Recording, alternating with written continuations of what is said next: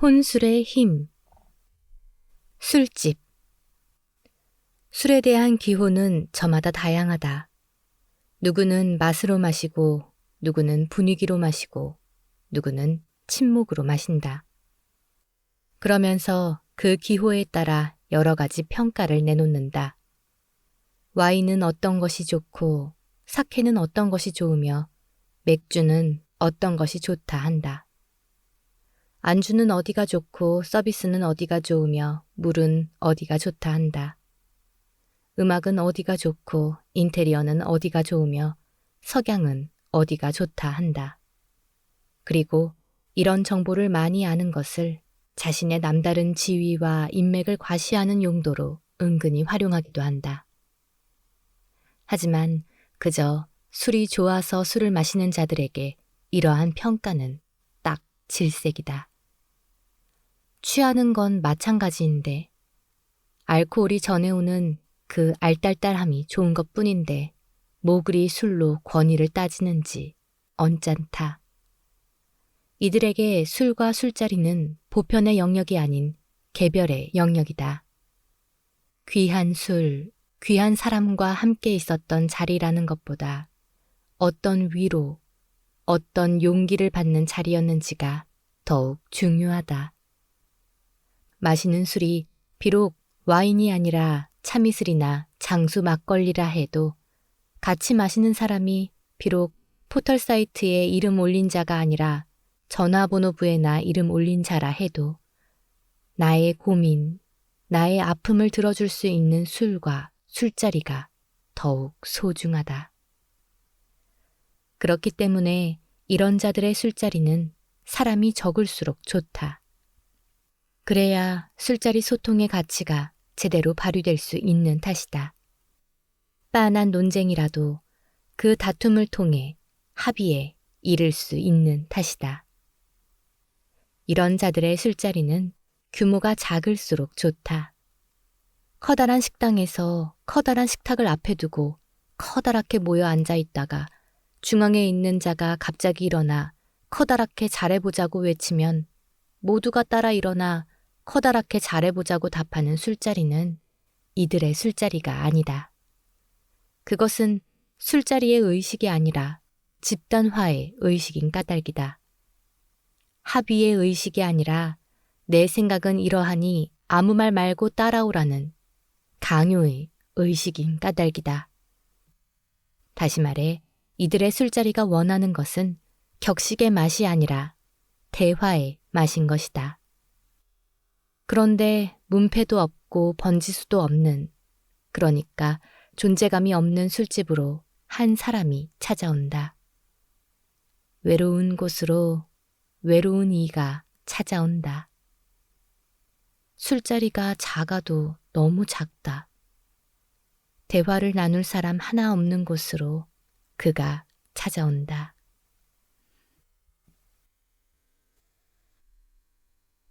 문패도 번지수도 없는 주막에 구준비 나리는 이 밤도 애절쿠려 능수버들 태지라는 창살에 기대어 어느 날짜 오시겠소 울던 사람아. 구준비 내려 밤도 애절한 이 외로운 술집에 외로운 이를 상대할 자는 창살 밖에서 비바람에 태지라는 능수버들 뿐이다. 외로운 이는 창살에 기대어 묵묵히 혼자 술을 따르고 혼자 술을 마신다. 무슨 사연인지는 모르겠지만 그 사연에 냉담해지고 싶어 이곳까지 찾았을 텐데 저렇게 홀로의 자리라면 더 외로워지지 않을까? 더 고독해지지 않을까? 혼술. 많은 사람이 의아해한다. 혼자 무슨 맛으로 마시냐고 말이다. 혼자 무슨 생각을 하고 무슨 말을 하며 마시냐고 말이다. 그런데 이러한 편견은 혼술의 의미를 제대로 모르는 데에서 기인한 것이다. 혼자의 술자리라고 다 혼술은 아니다. 중독의 상태에서 술을 저주하듯이 마시며 스스로를 파괴하는 것은 결코 혼술이 될 수 없다.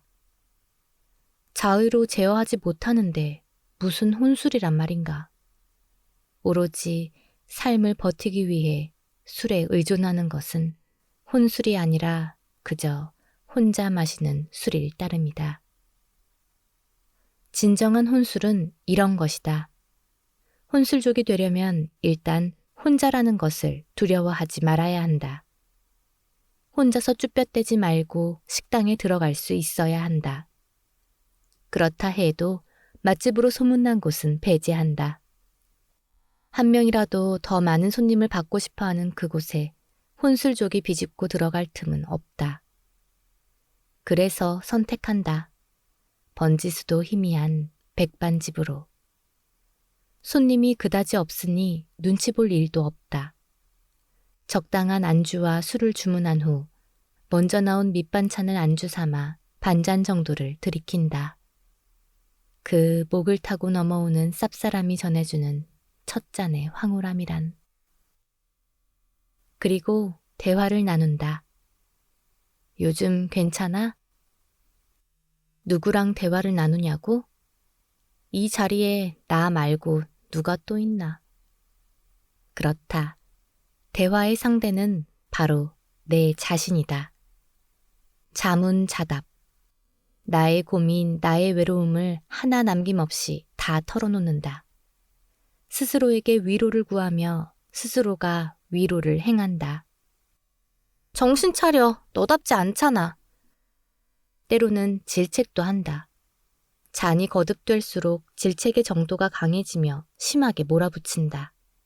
하지만 그 질책이 전혀 싫지 않다. 내가 나에게 하는 질책이기 때문이다.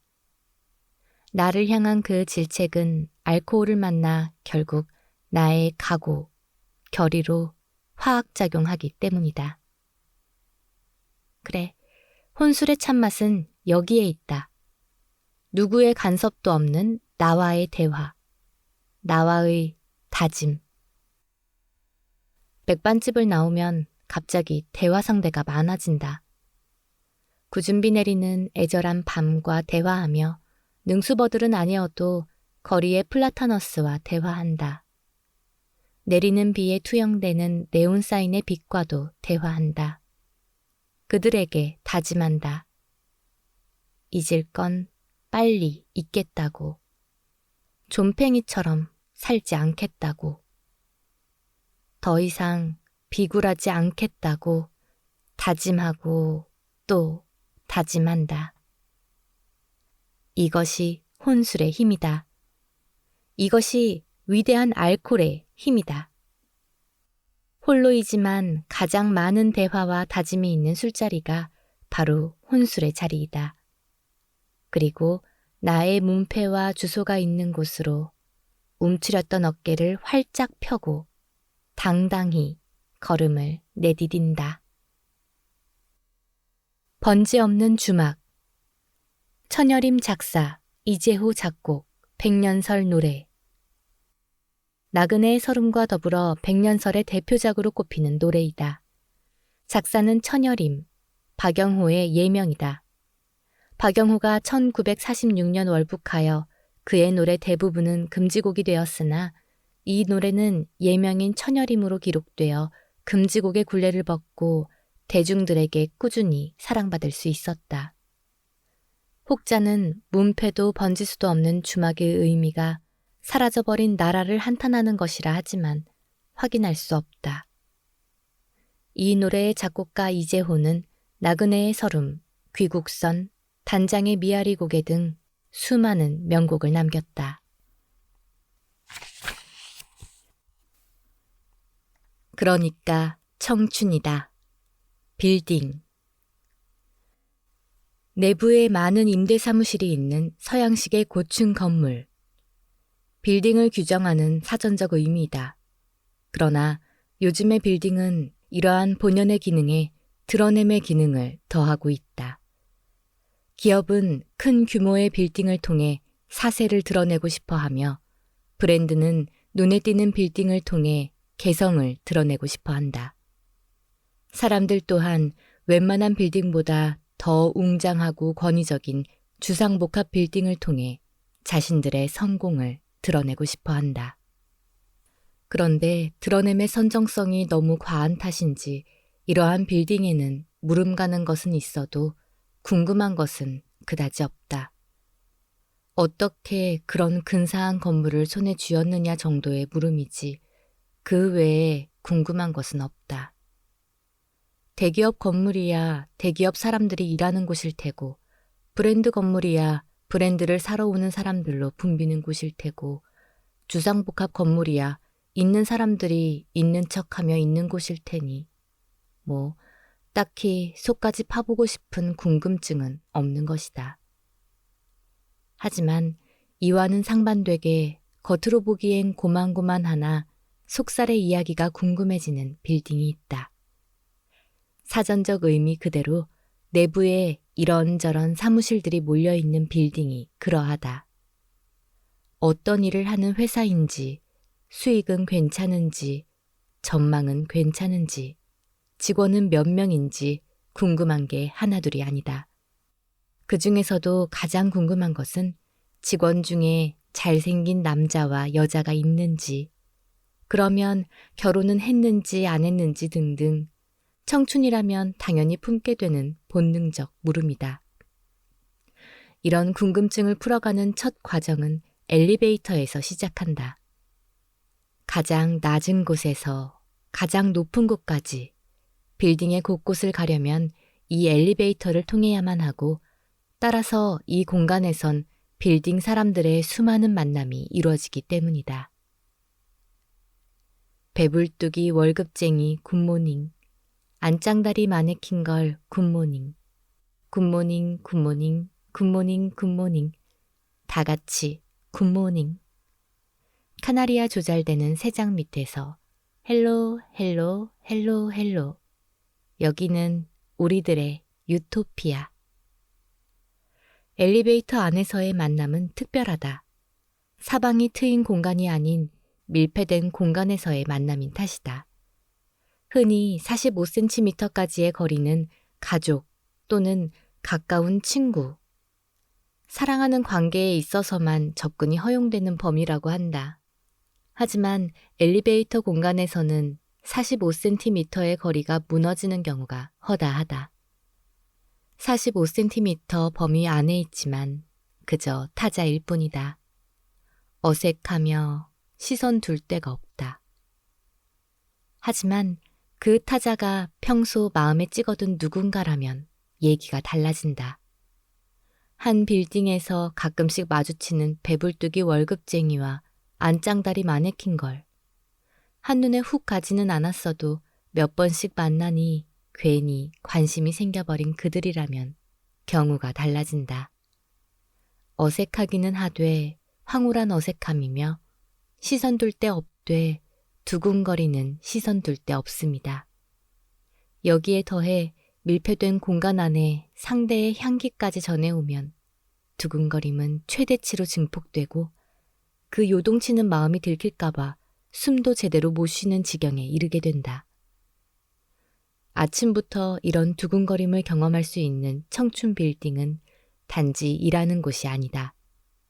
그 이상 젊은 즐거움으로 가득한 유토피아이다. 이 유토피아에서의 작업의 첫 순서. 상대가 일하는 사무실의 층수를 알아낸다. 두 번째 순서. 엘리베이터 앞에서 기다린다. 세 번째 순서. 상대의 사무실 층수에서 엘리베이터가 잠시 멈췄다가 내려오면 우연을 가장한 척 재빨리 문 열리는 엘리베이터 공간으로 침입한다. 네 번째 순서. 다 알 것이다. 45cm의 범위로 다가간다. 그런데 작업이 작업대로만 되면 작업이 아니다.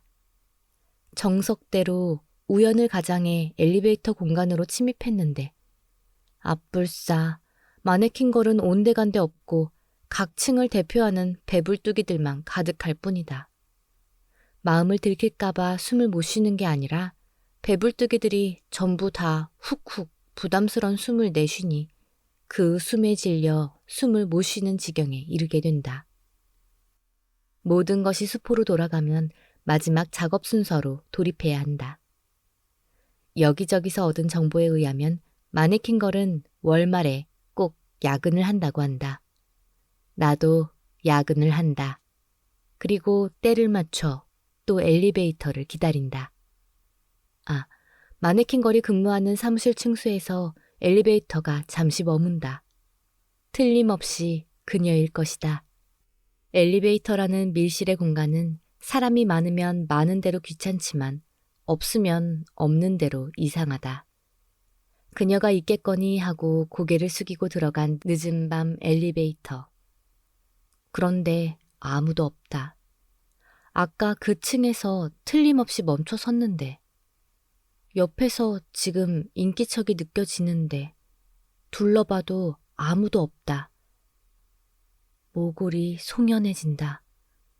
갑자기 브라이언 드 팔마 감독의 영화 드레스 투 킬의 한 장면이 생각난다. 당혹스러우면서도 아름다웠던 엘리베이터 안에서의 한 여인의 죽음. 그 은밀함과 섬뜩함이 유발하는 에로스와 타나토스의 묘한 뉘앙스가 생각난다. 이쯤 되면 작업이고 뭐고 없다. 그냥 엘리베이터를, 이 빌딩을 도망가기 바쁘다. 하지만 그 다음날 배불뚝이 월급쟁이는 엘리베이터 안에서 또 우연을 가장한 척 마네킹걸을 만나기를 기다린다. 45cm 범위 안으로 접근하기를 고대한다. 그러니까 청춘이고, 그러니까 이곳은 청춘 빌딩이다. 청춘 빌딩. 박영우 작사, 김송규 작곡, 김혜송, 남일현 노래. 1930년대 선풍적인 인기를 끌었던 마녀 가운데 한 곡이다.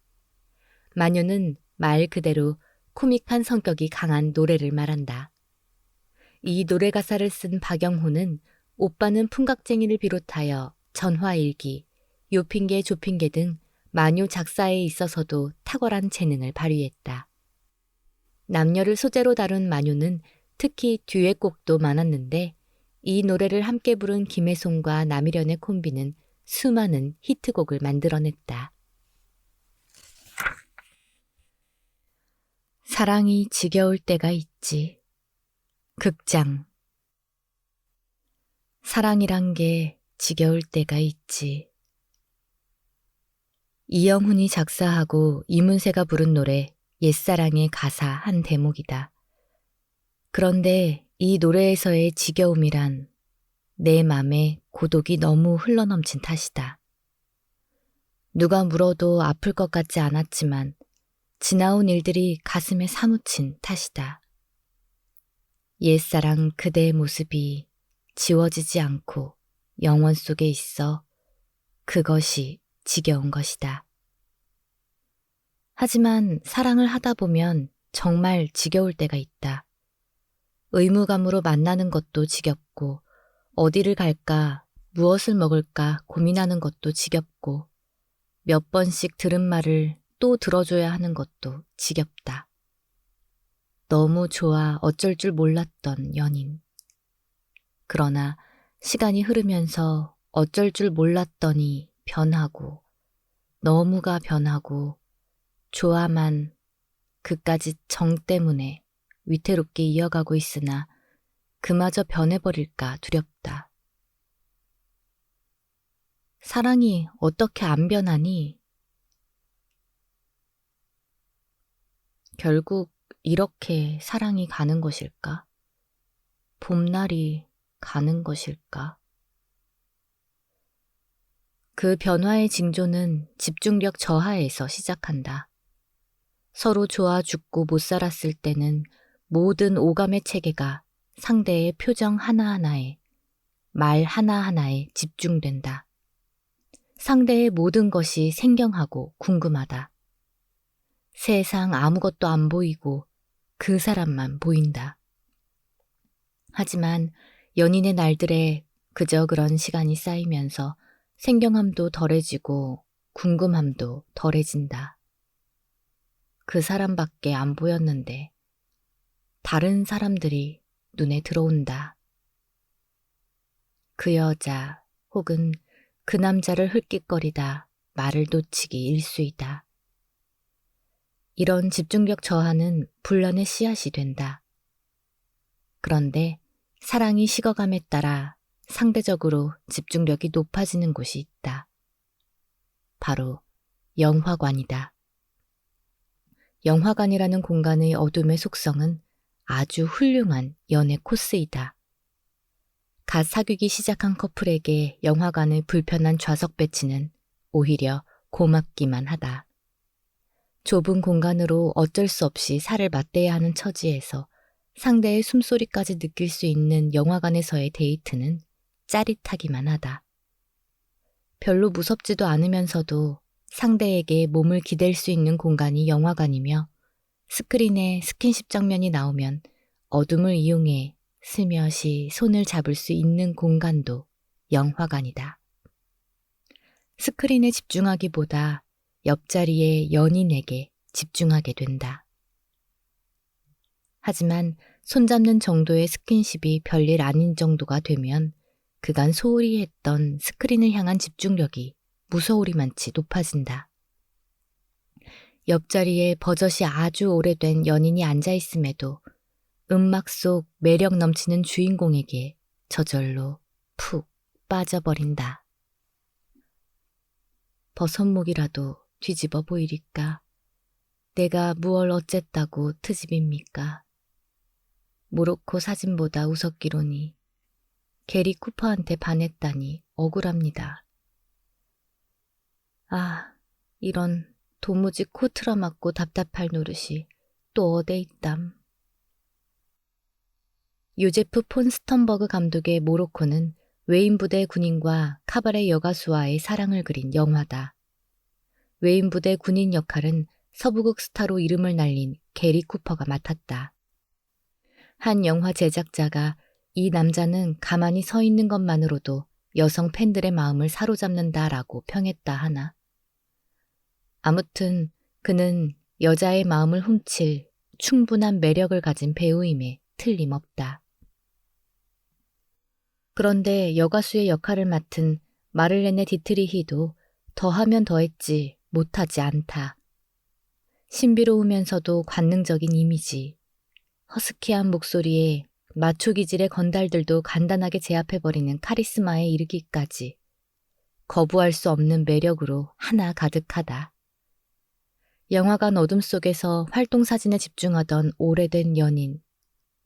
너무 집중한 나머지 이들만 나오면 그 매력에 웃음을 짓게 된다. 서로 좋아 죽고 못 살았을 때 보여주었던 웃음. 하지만 지금은 볼 수 없게 된 웃음. 그 웃음을 이제는 나 대신 게리 쿠퍼에게 보여주고 마를레네 디트리히한테 보여준다. 은근히 부하가 치민다. 그럼에도 괜한 트집이냐며 억울해한다. 강짜 부리지 말라 한다. 도대체 강짜는 누가 부리고 있는데? 연인들 사이에서 이러한 현상은 지극히 자연스러운 것이다. 이러한 현상을 전문 용어로 권태기라고 부른다. 이 시기가 다르게 찾아오면 문제가 된다. 누구는 사랑이 어떻게 변하냐고 묻고 또 누구는 사랑이 어떻게 안 변하냐고 대답한다.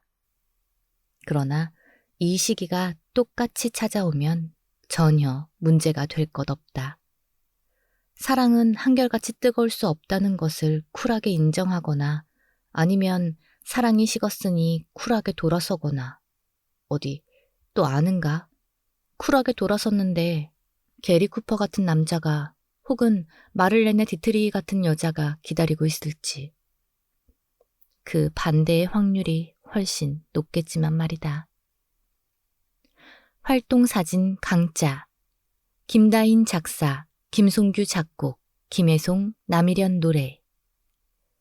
이 노래의 소재인 모로코를 연출한 요제프 폰 스턴버그 감독과 여주인공 마를레네 디트리히는 연인 사이로도 유명하다. 스턴버그 감독은 자신의 연출작 푸른 천사에서 무명의 배우였던 마를레네 디트리히를 판무 파탈의 스타로 등극시켰으며 이후로도 모두 7편의 영화를 같이 만들었다. 스턴버그 감독은 1936년 조선을 직접 방문하기도 했다. 장화 홍련전을 우연히 보고는 주제는 좀 그렇지만 문예봉이라는 배우는 으뜸이라면서 원더풀, 뷰티풀을 연발했다고 한다. 요즘까지 추앙받는 감독이지만 장화 홍련전의 주제를 그렇게 폄하한 건 그 작품을 잘못 이해했거나 우리의 정서를 잘못 파악한 것에서 비롯된 게 아닐까 싶다.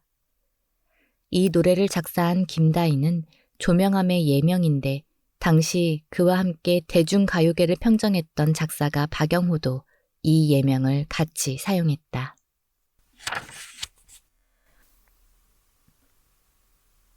눈 오는 홍등가의 데카당. 유곽. 소녀에게 묻는다. 꿈이 뭐니? 소녀가 대답한다. 기생이요. 있을 법하지만 없을 법하다. 별 희한한 소재도 희한하게 이야기로 잘도 꾸며내는 일본 만화에 나올 법한 캐릭터이지 현실에서 흔히 마주할 캐릭터는 결코 아니다. 그런데도 이렇게 얘기한다. 너 스스로 여기 온 거잖아. 20살도 안 된 여린 소녀에게 자의라는 잣대를 들이대는 것은 지독히도 폭력적이다. 세상 물정 하나 모르는 고운 소녀의 꿈이 어찌 분바르고 웃음 파는 거였겠는가. 그런데 앞에 놓인 선택이란 가슴 아프게도 이 길 뿐이었다. 권번의 문턱에 들어선 순간 낯선 분위기에 짓눌려 아무 저항도 할 수 없었다. 무서움이나 두려움조차도 모르고 그저 무심히 내디딘 발걸음. 그 발걸음만 내 뜻이었지 이제까지의 모든 과정은 남의 뜻이었다. 타의였다. 요즘은 매복되어 있지만 얼마 전까지만 하더라도 홍등의 불빛은 버젓이 큰 길을 비추고 있었다. 홍등의 조명 아래 소녀들의 무심한 표정. 그 표정만큼 소녀들은 무감한 줄 알았다. 그런데 홍등가에 눈이 날리기 시작하자 소녀들의 눈빛이 움직였다. 한복 차림의 몇몇 소녀가 문을 살짝 열고는 점점 커지는 눈송이를 두 손에 담아보려 했다. 어떤 눈송이는 야속하게도 바람을 타고 소녀들의 손을 스쳐 지나갔고 또 어떤 눈송이는 소녀들의 따스한 손에서 물로 소멸되었다. 잠시였으나 한방눈과 함께 소녀들의 까르르 하는 맑은 웃음도 하늘로 날렸다. 그때 알았다. 소녀들은 결코 무감하지 않다는 것을. 소녀들은 똑같은 소녀들이었다. 하얀 눈이 내리는 하얀 밤을 좋아하는 홍등 불빛 아래의 앳된 화류. 그러하기에 소녀들의 사랑은 더 어렵고 더 가슴 아프다. 꽃다운 이팔 소년 울려도 보았으며 철없는 첫사랑에 울기도 했더란다. 연지와 분을 발라 다듬는 얼굴 위에 청춘이 바스러진 낙화 신세. 마음마저 기생이란 이름이 원수다. 진정한 사랑은 시련 속에 꽃핀다 하지만 끝내 그 꽃을 못 피우는 사랑이 있다. 세상에서 가장 강한 것은 사랑이라 하지만 처절히 무너져 찢기고 마는 사랑이 있다. 사랑은 이렇게 때로 아름답지 않으며 심지어 잔인하다. 에로스의 2개의 화살 중 납화살을 맞아야 했다. 그래야 사랑의 사도 모르는 저 다프네가 되지 않겠는가. 이것이 사랑을 줘서도 안 되고 사랑을 받아서도 안 되는 기생의 숙명인 것을. 하지만 정작 심장을 뚫은 건 황금 화살이었나 보다. 처음 남자와 우는 사랑도 이팔 소년과 울리는 사랑도 해보았다. 해서는 안 될, 넘을 수 없는 벽에 가로막힐 금단의 사랑을 해보았다. 남은 것은 떨어진 마른 낙엽처럼 바스러진 청춘의 신세. 마음마저 기생이란 이름이 너무도 서글프다. 이렇게 태어난 것이 달라 살아가는 것이 달라야 하고 사랑하는 것도 달라야 하는 소녀들. 더 짓밟히기 싫어 사랑 따위는 안 해보려 하지만 사랑이란 게 어디 그러한가. 정작 관습 때문이면서도 사랑하기 때문에 떠난다고 핑계대는 해서는 안 될 그 사랑에 자꾸 빠져들고 만다. 화륜선아 잘 가거라. 만경창파 잘 가거라. 몸부림치며 울 때 바라가 땡땡. 화류신세 계집에도 사랑이 있어 병이로구나. 오냐 오냐 잘 가거라.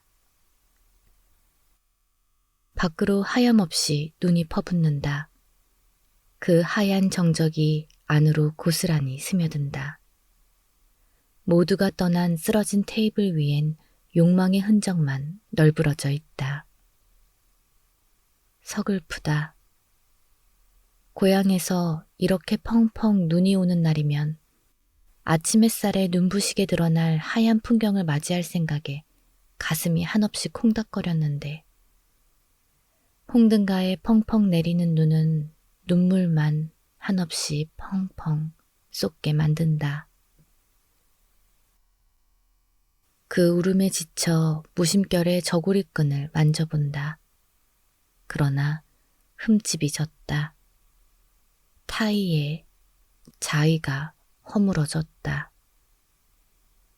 위로받고 싶다. 해서는 안 될 사랑을 했던 그 사람이 또다시 생각난다. 아서라, 아름다운 눈동자를 가진 소녀여. 관습을 핑계로 떠난 자, 마음으로는 돌아오지 않는다. 만약 돌아온다면 더 가학적이 된 관습의 괴물로 돌아올 뿐. 하여 화륜춘몽에서 깨어난다. 화류신세가 사랑이 있다는 게 병이로구나. 자꾸 떠오르는 가면 쓴 그 얼굴을 애써 지워낸다. 현실로 애써 돌아온다. 오냐 오냐 잘 가거라. 나 또한 잘 갈 테니. 밖으로는 우울과 한탄을 감춰줄 흰 눈이 오냐 오냐 오냐 오냐 잘 가거라. 나 또한 잘 갈 테니. 밖으로는 우울과 한탄을 감춰줄 흰 눈이 여전히 펑펑 쏟아져 내린다. 소녀는 이름은 기생이지만 마음마저 기생은 아니기를 마음속으로 다짐한다. 눈 오는 홍등가의 백화당이다. 화류춘몽, 화륜선아 가거라. 조명암 작사, 김혜송 작곡, 이화자 노래. 화륜춘몽과 화륜선아 가거라는 1940년도에 발매된 이화자의 앨범에 함께 수록된 곡이다. 두 곡 모두 기생의 애환을 가사로 담았다. 이화자는 기생 출신 가수로 마치 자신의 처지를 말하듯 애절하게 두 곡을 노래하여 공감을 자아냈다. 한 기생은 이 노래를 들은 후 자살 소동까지 벌였다고 한다. 이화자는 이 노래들 외에 어머니 전상서 등의 곡으로 해방 전 절정의 인기를 누렸지만 이후 아편 중독으로 더 이상 무대에 서지 못하고 쓸쓸히 삶을 마감한 것으로 전해진다. 두 곡의 작사가와 작곡가도 같다. 여행의 끝은 진정 행복하기를. 여관.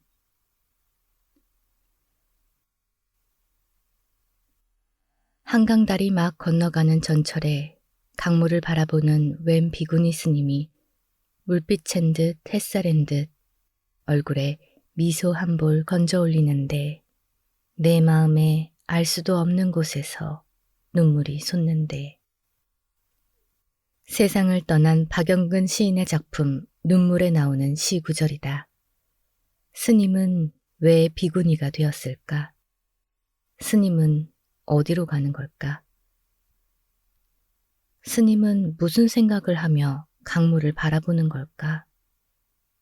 스님은 어떤 마음이길래 물빛 때문인지 햇살 때문인 듯 저렇게 혼자 미소 짓는 걸까?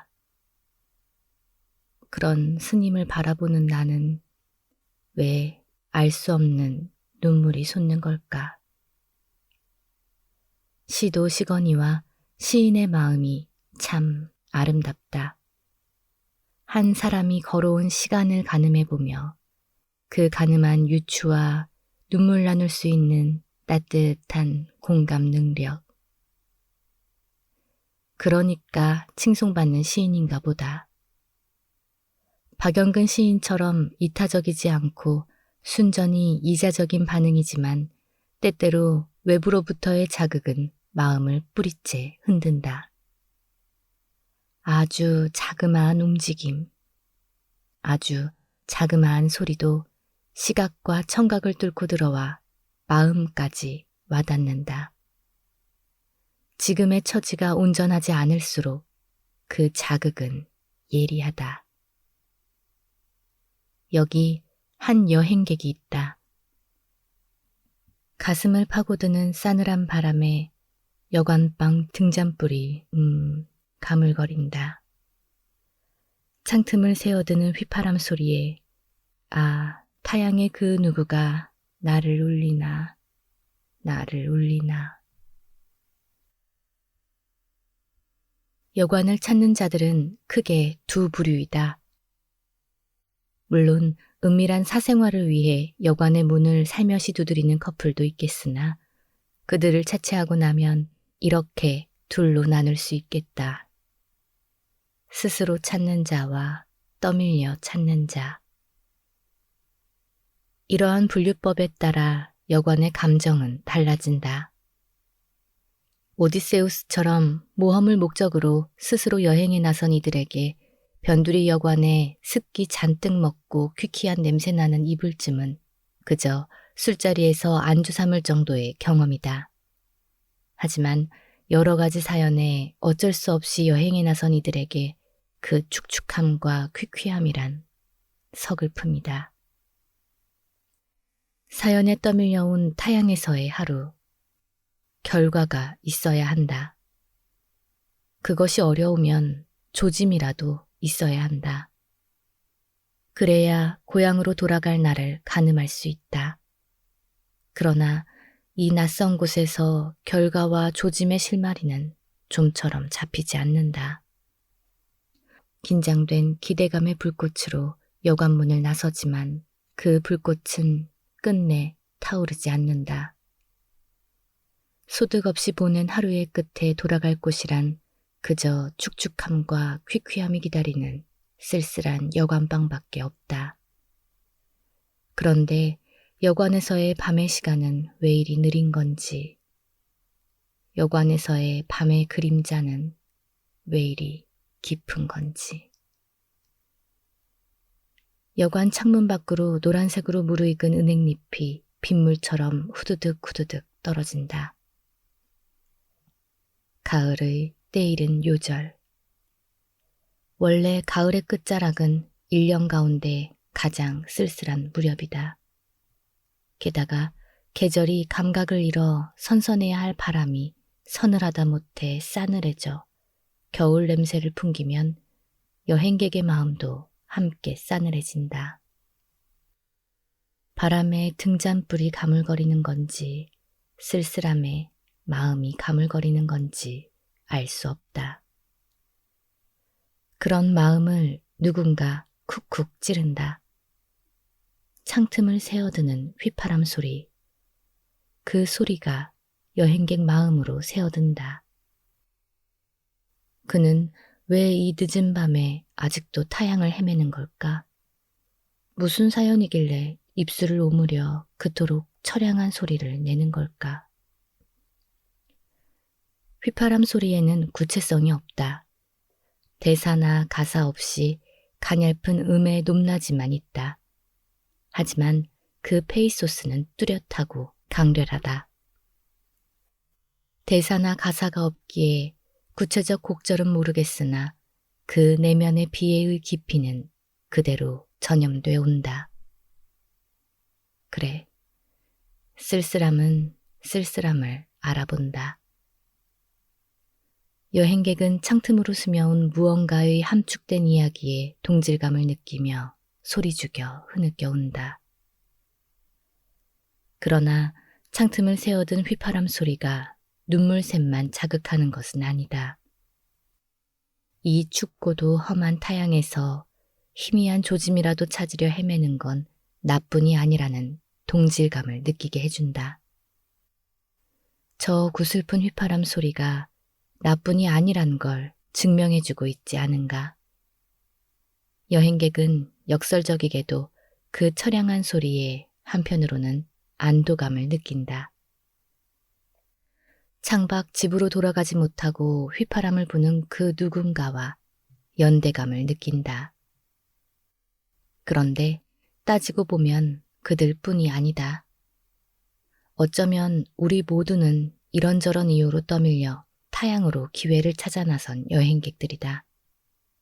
여기저기서 들리는 탄식 섞인 무언가의 비애를 느끼기도 하고 한편으로는 혼자가 아니라는 안도감을 느끼기도 하는 우리 모두는 지금 이 순간 쓸쓸한 여관방에 있는지도 모른다.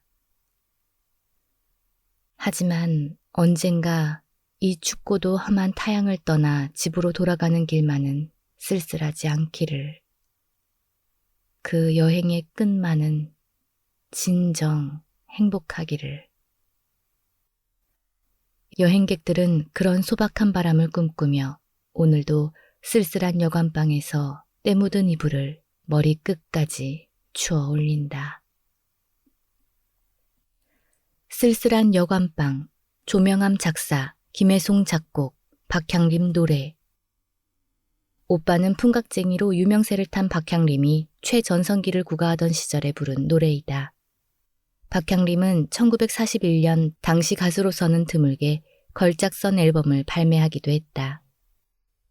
이 걸작선에는 쓸쓸한 여관방을 비롯하여 코스모스 탄식, 흐르는 남끝동 등 타향살이의 비애감을 담은 세 곡의 노래가 수록됐다. 특히 이 세 곡의 노래마다 신파극 검사와 사형수에서 사형수 역을 맡아 스타덤에 올라선 배우 심영이 구슬프게 대사를 읊어 이 노래를 듣는 이들의 심금을 울렸다. 여러 레코드사를 오가며 한참 인기를 누리던 박향림은 1946년 25세의 나이로 요절했다. 박향림을 이별하는 추도 공연에서 그녀를 직접 발굴했던 작사가 박영호가 추도시를 낭독했다.